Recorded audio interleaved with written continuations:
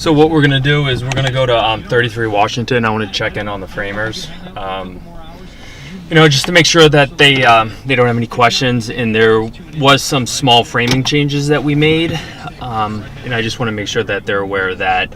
I already talked to the owner of the framing company, but I just want to make sure his guys are aware of the changes that we're going to make. What we're going to do is, due to the fact that the height of the foundation was a little bit higher than we originally wanted, due to the water table over there, is that we're going to reduce a couple areas of the house down. One of them is the first floor. We're making a change from a 9-foot finished ceiling to an 8-10 finished ceiling. And on top of that, what we're going to be doing is lowering the pitch of the roof slightly in order to just keep the house a little bit more low profile, and that it's not going to exceed the 35-foot height limit for the town. The reason why they put a height limit on it because they don't want people to build full 3-story houses. They want all the houses to be pretty much at the same elevation. So when you have a 35-foot house and the average grade on the house is just say 2 or 3 feet higher than your neighbor's, now you could be dwarfing your neighbor's house by like 15 feet. It's not what Needham is trying to accomplish. Let's go check in on the guys. I want to take a look at the basement too.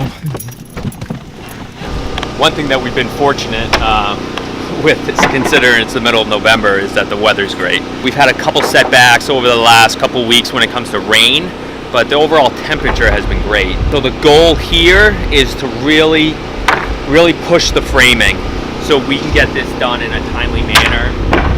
So when the weather does turn for the worse, we'll be focused on the inside of the house and not so much on the exterior. Already met with Eversource about getting the gas line installed this year. So if I don't get it in now, that's going to affect us in February when I need to turn on the heat in the house. And also little things, like I met with a landscaper earlier this week, and the goal here is to try to get some of the hardscape done. Hardscape would be any landscaping that involves basically stone or concrete work.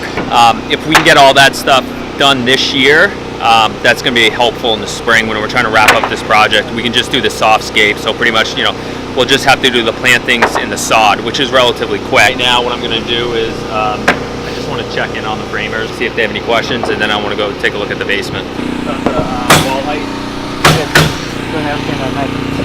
Okay, so you're going from 9.2 to 9 feet? Yep. You didn't change the header height of the windows, right? Yeah, I'm going to put it there. No, that's good. We want to keep it the same height. Yeah, it's great. Yeah, no, that'll work. And also, I'll follow up with Wagner about it, but there are, just in case if, Wagner probably sooner than later, we need to review basically the roof too. We're going to bring the ridge down slightly, so we just have to check that and review that before we install that.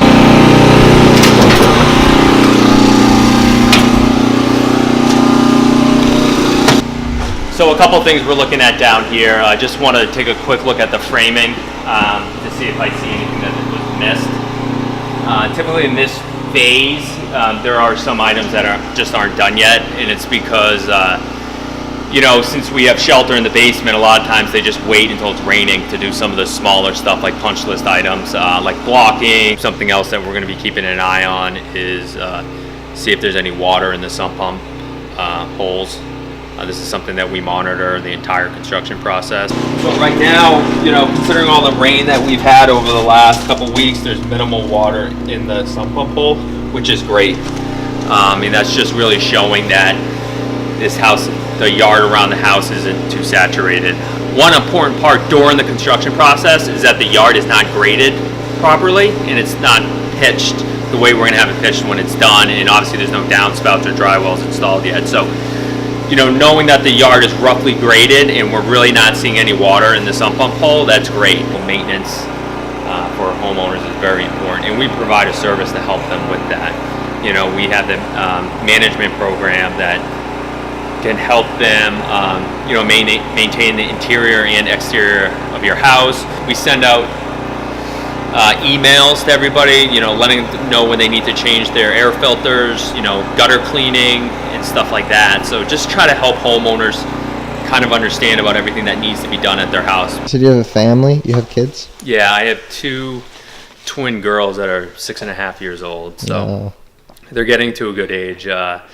I usually get them out there on the weekends, and they help me, you know, from everything from landscaping to building, you know, little projects in the garage. They got their little toolkits that they come out with, their gloves, and, you know, it doesn't last long. They'll be out there for like maybe, you know, I think maybe a half an hour if I'm lucky. Then they take off. A lot of times it's, you know, a little bit more of a mess than I would like to make, but, you know, as long as they're having fun, it's okay with me. And a lot of the things that I've done at my own house are, you know, are things that we've done at clients' houses. So you take all these little pieces of all these houses you do, and I try to incorporate them in my house. And it's nice because, you know, you walk into a room and, you know, kind of remembers something that you've done in the past, because you don't get to walk through these houses every day after the clients move in. You know, we have a great relationship with everybody here. Everybody gets along very well. You know, everybody here is very self-motivated. You don't need to tell somebody to go to work. They're going to be there. They're going to be working. You know, there's nothing better than working with people that are so self-motivated. They enjoy what they do. They're trying to improve and better their lives every day.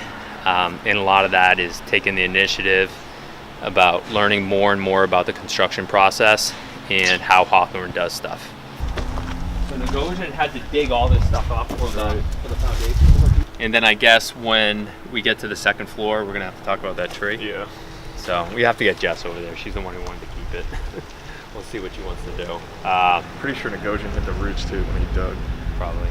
Also, one thing I talked about Flagship with was the fence. I mean, obviously we need a lot of privacy in this backyard. Just like a 6-foot cedar fence, I think would look great. And just maybe do that in the backyard. Then reduce the height of that, you know, as it ties into the front yard with like maybe a 4-foot fence in front with a gate. That's it. Ape house, we're making it more into a colonial, and it's just it's night and day what we're doing here. It's very cool. I like the plans that the homeowner and the architect worked on. It's a very good layout. I mean, these clients love to entertain, so it's gonna have a big kitchen, a big family room. You know, it's gonna have a beautiful patio out back. We have a standing meeting every Tuesday, you know, where we can review what's going on. It's always good to have those with clients because there's always lingering questions that they have, and, you know, they might not think it's necessary to bring up or like through a phone call or posting on Basecamp, but it might be something that they're thinking about. You know, we just want to, you know, walk around to make sure everything's getting done the way we want it done and to make sure we're staying on track. I've been in contact with the bulkhead company, and what they're going to do is we need a bulkhead installed before we can finish the foundation for the garage in the back room. The excavator leveled off a spot for them so they can reach around with a crane and lift the bulkhead in place in that hole down there. You know, if I don't get this foundation in the next couple of weeks, it's going to hold up the framers. I mean, they have plenty of stuff to do, but I always want to stay on top of them and to make sure that,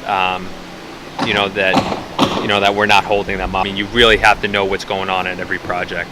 You know, when it comes to like ordering windows, to the homeowners picking out siding, you know, if the windows get ordered late, you know, the siding gets installed late, the tumbling effect is, you know, just, you know, potentially get bigger and bigger, and especially with the weather, you know, we just got to make sure that, you know, we're on top of everything. We have a great relationship with Wagner, so he has a lot of framers. So, you know, he has like 3 or 4 framing crews, so he can definitely, you know, keep up with us, and that's one reason why we like him so much. So we got some brick walls here. I'm waiting for the engineered plans for the steel beam here.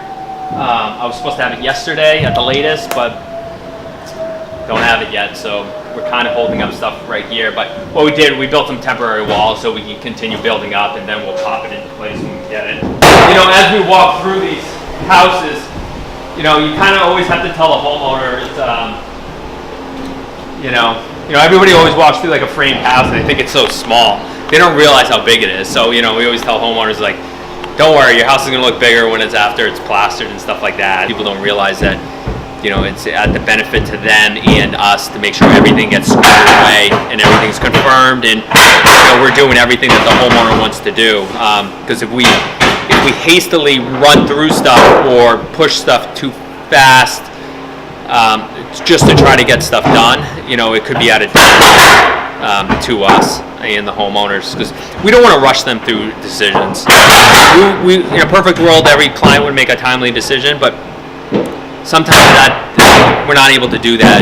It's more important for them to be comfortable with the decision that they're making, and everybody to be on the same page. Right now I have to go back to the office and I have to review a budget with Matt, and then from there I have to I have a level 10 meeting with a couple of the employees that I run, which is just a weekly meeting that we talk about, stuff that's not, solely project based. It's about the way we're managing, about the way we're dealing with customers, about the way we're dealing with subcontract. Had multiple titles in this company. I started off as I used to do the built-ins and staircases and, sometimes cabinet install, just really the custom millwork parts. And from there, I started running the renovation projects. So I was a project manager for the renovation projects, which was great. I've been doing that, since I could remember. Then it got to a point where,